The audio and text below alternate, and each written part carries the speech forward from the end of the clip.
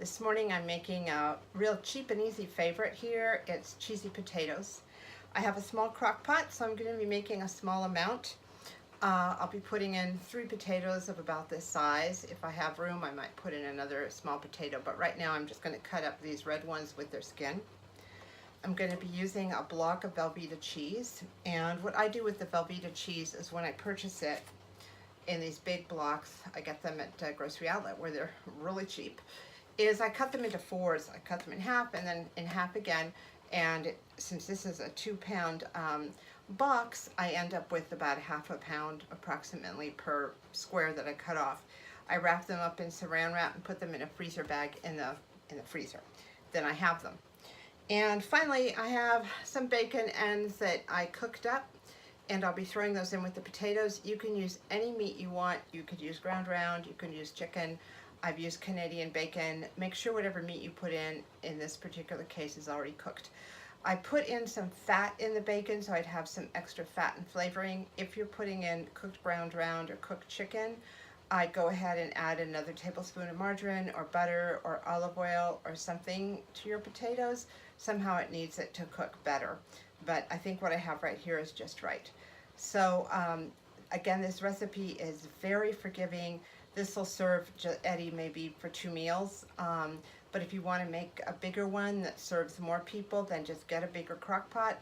Double the amount of potatoes, double the amount of cheese, double the amount of bacon, and you're fine. It is, it's not an exact science. So I'm going to go ahead and start cutting up the potatoes, and I'll join you when they're ready. Here's what 3 potatoes look like in this little crock pot. It was sufficient potatoes. I wanted to leave enough room to stir. So I'm going to throw in the bacon right now with the fat that I fried down in there. So there's some grease there to help the potatoes cook. Going to empty that out. And I'm going to turn it on high.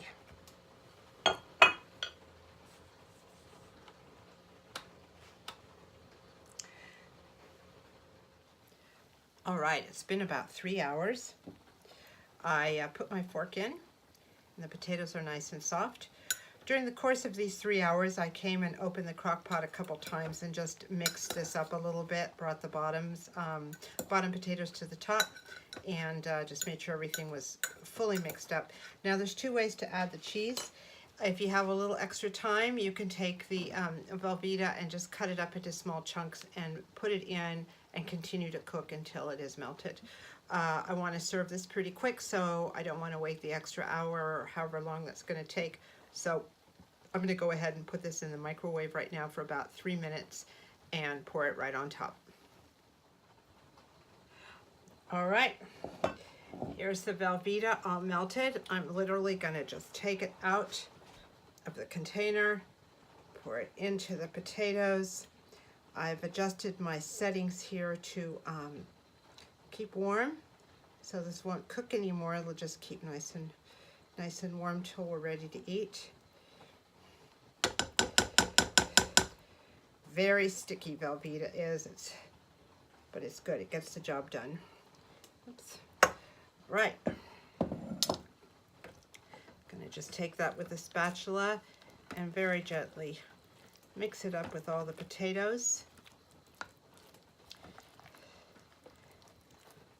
Make sure all the cheese gets in there, and be gentle so you don't break the potatoes up. Sometimes people find Velveeta this way to be a little bit sticky, so you could certainly add a little bit of milk to this to loosen it up, but we like it as cheesy as possible. We just leave it as is. All right, there we are. Here it is, ready to go. I'm going to put a little bit on a plate so you can see what it looks like served up.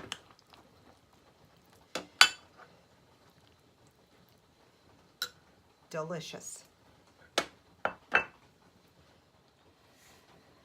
So there we are, our 3-ingredient cheesy potato crockpot casserole. As I promised you, it's cheap, it's easy, it's quick, and it's also good. Enjoy. Thank you so much for watching.